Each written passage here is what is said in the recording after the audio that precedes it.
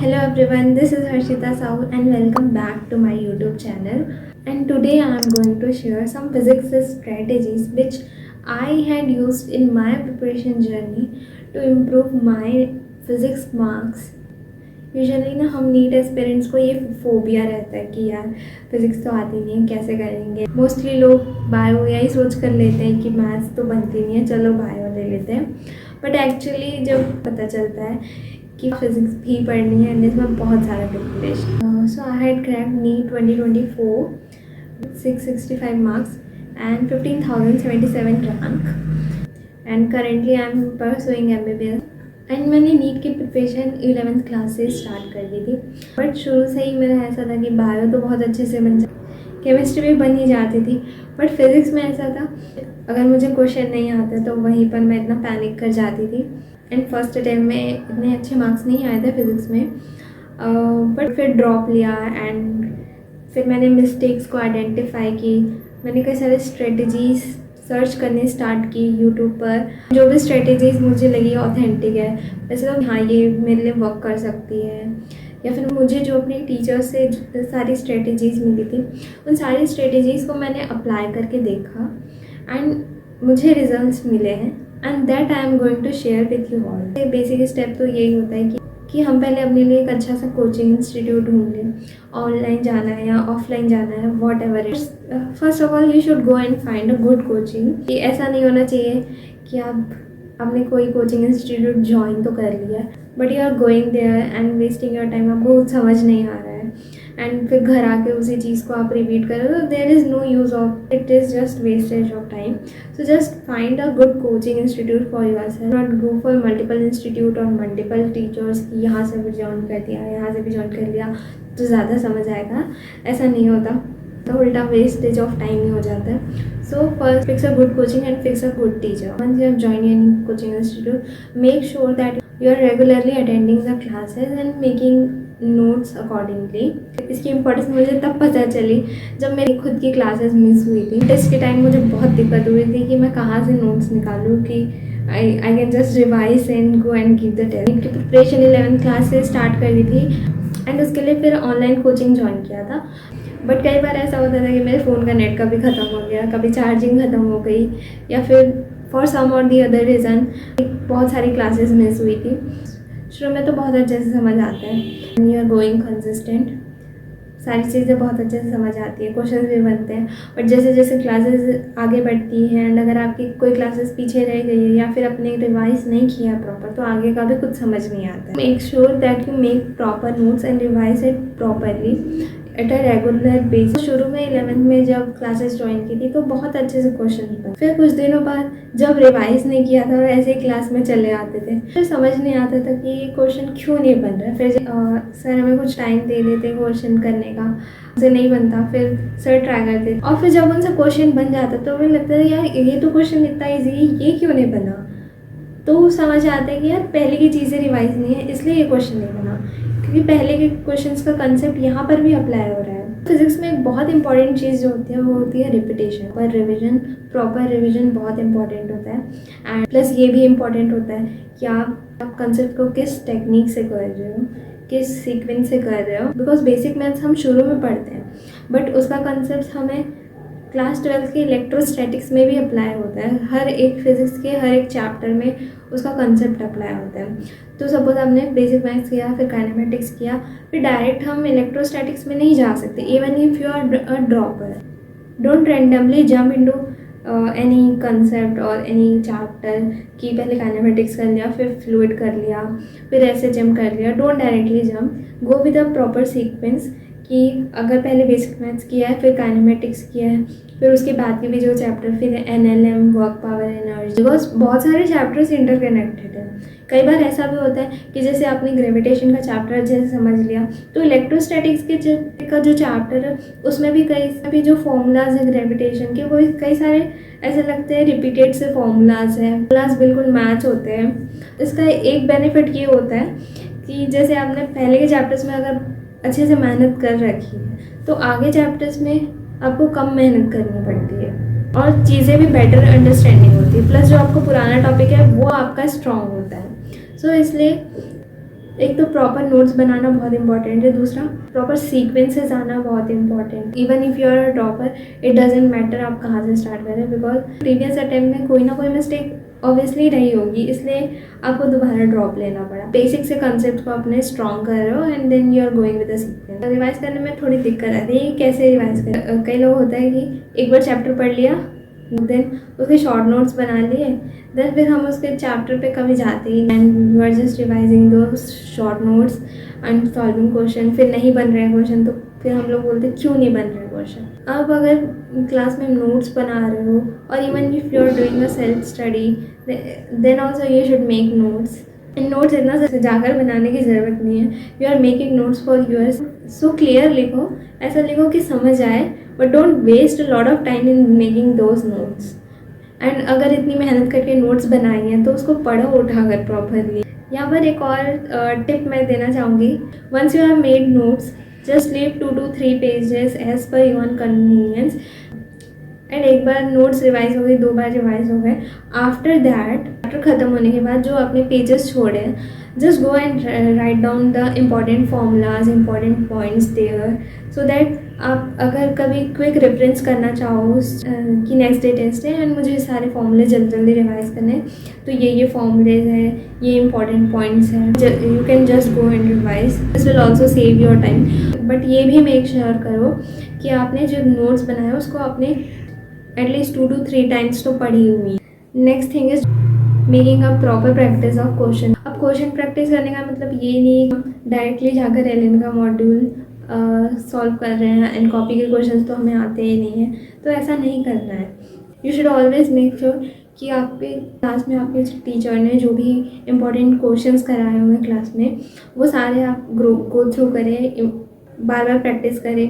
तो मोस्टली ऐसा होता है कि हमें क्लास में most of the type of questions करा दिए जाते हैं। इंपॉर्टेंट क्वेश्चंस हैं, जो क्वेश्चन भी उनसे रेफरेंस लेकर बनाए जा सकते हैं, वो क्वेश्चंस करा दिए जाते हैं क्लास में, तो उनकी प्रॉपर प्रैक्टिस बहुत इंपॉर्टेंट है।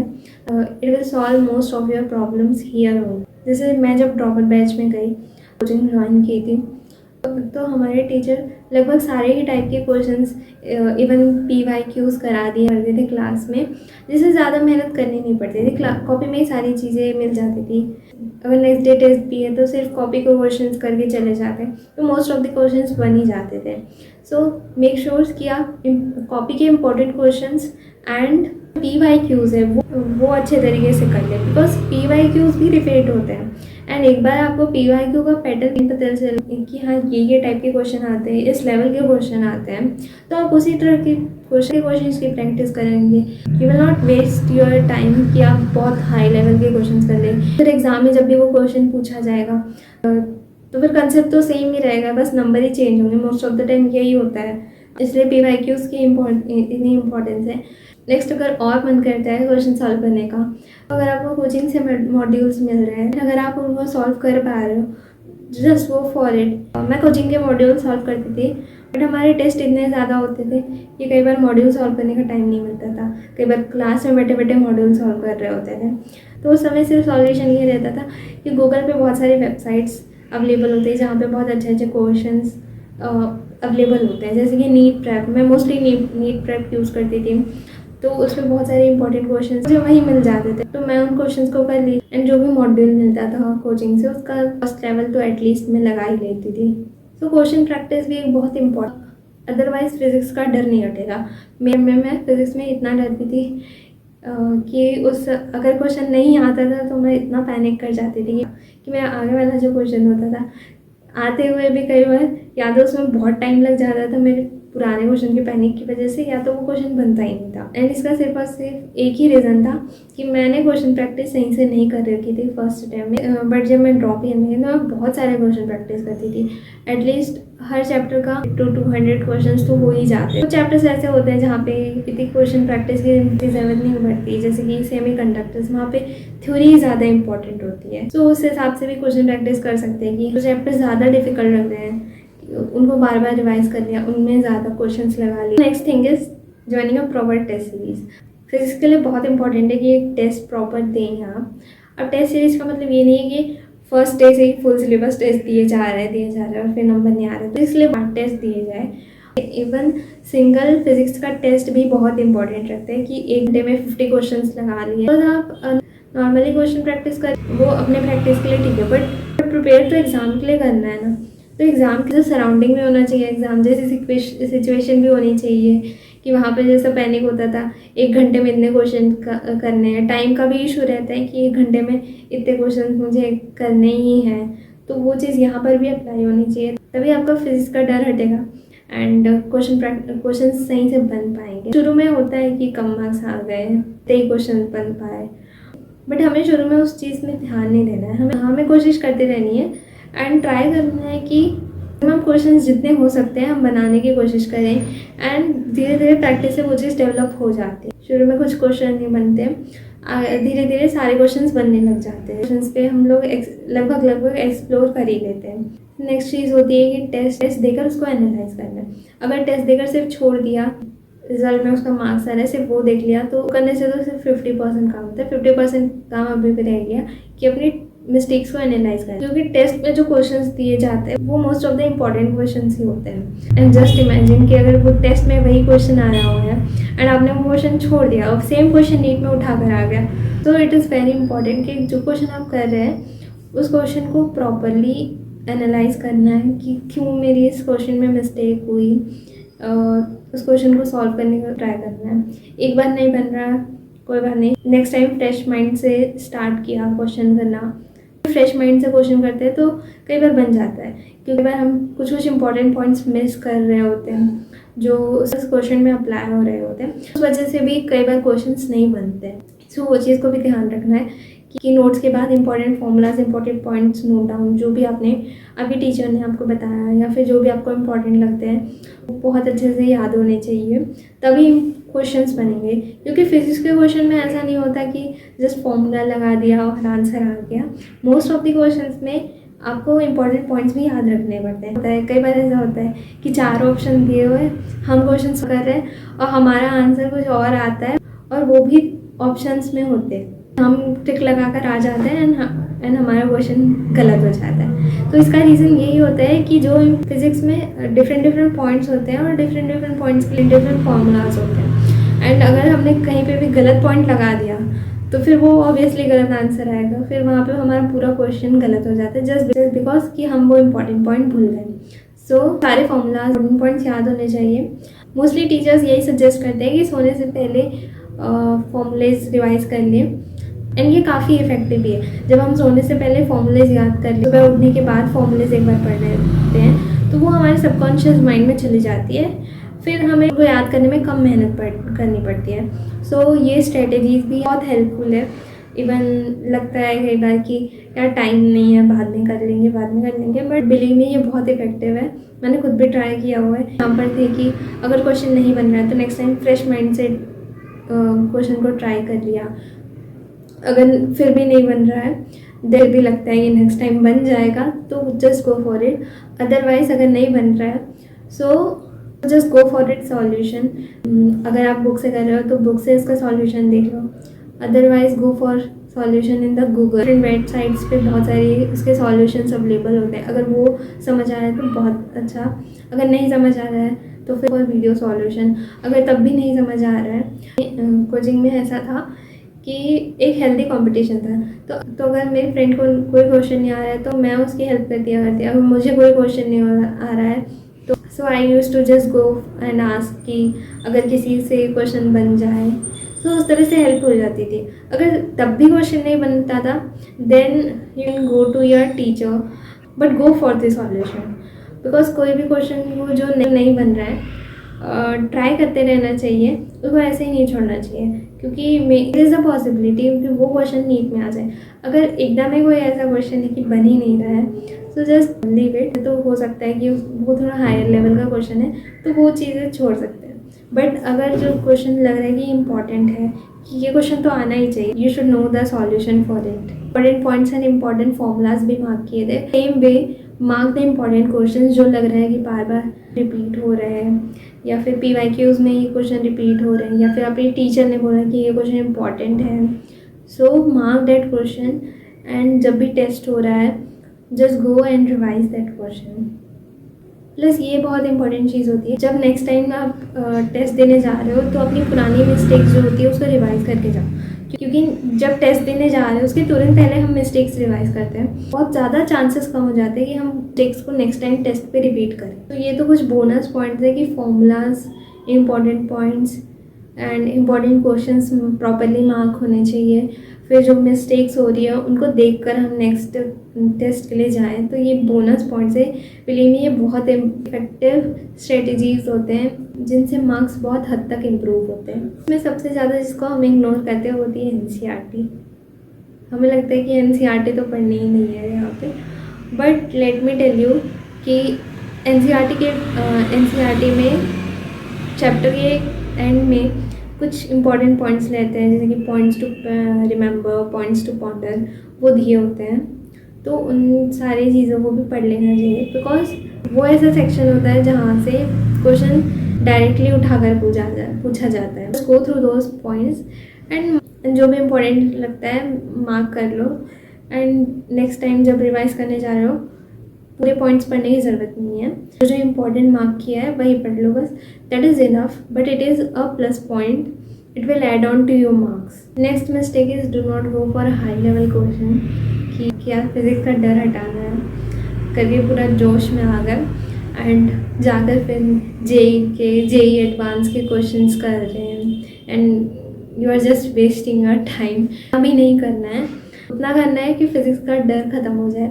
इसके लिए बहुत सारे क्वेश्चन प्रैक्टिस करनी है, बट नीट के लेवल की करनी है, एंड इवन मल्टीपल बुक्स के लिए भी नहीं जानी है कि हमने एच.सी. वर्मा ले ली एंड उसको फिर सॉल्व किए जा रहे हैं। ऑफ कोर्स कुछ लोग होते हैं जिनमें कैपेसिटी होती है, वो इतने क्वेश्चंस कर लेते हैं, but if you are not comfortable with that, just go with your capabilities कि एटलीस्ट डू PYQ जो क्लास में कराए जा रहे हैं, बट अननेसेसरली टाइम वेस्ट करना being a higher level of questions is not of any use. Remain stick to the level of questions that come in your exam. Next thing is proper doubt solve करना, ये बहुत important होता है, क्योंकि अगर concept clear नहीं है and अगर हमारे डाउट्स पाइल अप होते जा रहे हैं, हम उनको क्लियर नहीं करवा रहे हैं, तो एक समय ऐसा आता है कि फिर कुछ समझ नहीं आता है, फिर पढ़ने का मन नहीं करता है। तो बहुत इंपॉर्टेंट होता है कि रेगुलर बेसिस पे अपने डाउट सॉल्व कर लिए जाए, बिकॉज फिर ऐसा होता है कि क्वेश्चंस भी नहीं बनते। लास्ट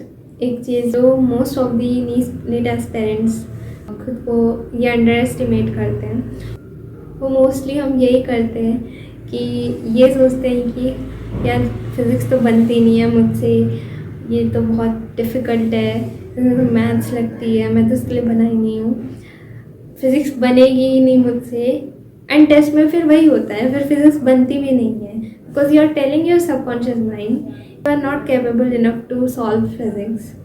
बट अगर फिज़िक्स को नीट में रखा होगा, अगर हम मैथ्स नहीं पढ़ रहे बट फिर भी फिज़िक्स बायो वालों से एक्सपेक्ट किया जा रहा है कि फिज़िक्स से सॉल्व हो सकती है, एंड इतना भी कुछ हायर लेवल का एक्सपेक्ट नहीं की जाती है, मीडियम लेवल तक ही क्वेश्चंस पूछे जाते हैं, इतना हार्ड लेवल भी नहीं जाया जाता, only 1 or 2 questions are there, but mostly questions बन जाते हैं। So never tell yourself कि यार फिजिक्स तो मुझसे बनेगा ही, बस you are just telling yourself कि नहीं बनेगा मुझसे, you are underestimating your own mind, you are just telling your subconscious mind कि मुझसे नहीं बनेगा फिजिक्स, तो वो क्वेश्चन नहीं ही बनेगा, आपका माइंड भी वैसे ही रिस्पॉन्ड करेगा। Make sure you are not demotivating yourself, even if अगर क्वेश्चंस नहीं बन रहे हैं, return to that chapter notes, उसको प्रॉपरली रिवाइज करो, अगर देन ऑल्सो नहीं बन रहा है तो फिर टीचर्स को रिफ़र करो, कोई ना कोई सॉल्यूशन निकल ही आता है। बट बैठकर सोचते रहना कि यार क्वेश्चन तो नहीं बन रहा, केमिस्ट्री और बायो से कर लेंगे, तो ये मिसअंडरस्टैंडिंग को थोड़ा दूर करो and try to get out of your comfort zone. थोड़ा खुद को पुश करके फिज़िक्स को सीखने की कोशिश करो कि क्वेश्चन कैसे बन रहा है, दोस्तों से पूछो, अपने टीचर से पूछो, but try to understand physics. जब तक फिज़िक्स समझ नहीं आएगी क्वेश्चंस भी नहीं बनेंगे। पर हम ये मिस्टेक करते हैं, हम बैठकर फिज़िक्स को रटने लग जाते हैं, एंड फिज़िक्स को रटने से फिर क्वेश्चंस नहीं बनते। क्वेश्चंस भी कई लोग रट लेते हैं to just get good marks in exam, but that is of no use, because physics is all about understanding जितना समझ आएगा फिजिक्स उतने अच्छे से क्वेश्चन बने। एंड खुद को हमेशा मोटिवेट करो कि हाँ मुझसे क्वेश्चन बन सकते हैं, मैं यहाँ मिस्टेक कर रहा हूँगी या कर रहा हूँगी, मे बी कोई कंसेप्ट क्लियर नहीं होगा, एक बार जाकर मैं चैप्टर के नोट से पढ़ के देख, उनसे क्वेश्चन बन जाएगा। Have a faith on your self, because अगर सेल्फ डाउट होगा क्वेश्चन नहीं ही बनेगा। ये चीज़ मैंने फर्स्ट अटेम्प्ट में एक्सपीरियंस की है कि जहाँ पर मैं यही सोचती थी कि यार मुझसे तो क्वेश्चन बन नहीं रहा है, कैसे होगा। फिर अगर नेक्स्ट टाइम अगर ट्राई भी कर रही होती थी तो भी इतना डर के ट्राई कर रही होती थी कि पता नहीं क्वेश्चन बनेगा कि नहीं बनेगा। फिर एग्ज़ाम में भी वो नहीं बनता था। तो have a faith on your self, question बन जाएगा। अगर ये सारी स्ट्रेटेजीज फॉलो करें तो मोस्ट ऑफ द चांसेस है कि क्वेश्चन बन जाएगा। पैनिक होता है एग्ज़ाम में, कई बार हाथ पे कांपने लगता है। पैनिक वो डर इसी से जाएगा कि एक तो आपने बहुत अच्छे से क्वेश्चन प्रैक्टिस करी है, दूसरा आप माइंडली अच्छे से प्रिपेयर कि हाँ मुझसे क्वेश्चन बन जाएगा। अगर ये खुद में अगर फेथ है तो फिर एग्ज़ाम टाइम में आपसे क्वेश्चन बन जाएगा। सो दिस वाज ऑल जो मैंने अपने फिज़िक्स के प्रिपरेशन के दौरान अप्लाई किया था। लगता है ये बहुत छोटी छोटी चीज़ें हैं, पर हम चीज़ों को इतना कॉम्प्लेक्स कर देते हैं, हार्ड क्वेश्चंस लगाने लग जाते हैं कि वो चीज़ों को और कॉम्प्लेक्स कर देता है। बट जब छोटी छोटी स्टेप्स को ध्यान रख के अपनी मिस्टेक्स को इम्प्रूव करने की कोशिश करते हैं, परफॉर्मेंस इम्प्रूव होने लगती है, मार्क्स इम्प्रूव हो जाते हैं। एंड मैंने ये पर्सनली भी as I had been telling you all कि मैंने first attempt and second attempt में मेजर डिफरेंस देखा है सिर्फ इन छोटी छोटी स्टेप्स को अपना कर। तो all the best your best, and जितना भी अभी अपना 100% दे सकते हो, try to do it. If people had some another strategy with you, or if any query is there, just comment down here. You will get answer to all your questions. So thank you, all the best, bye bye. Hey wait, here is a summary of all those things I have shared with you all.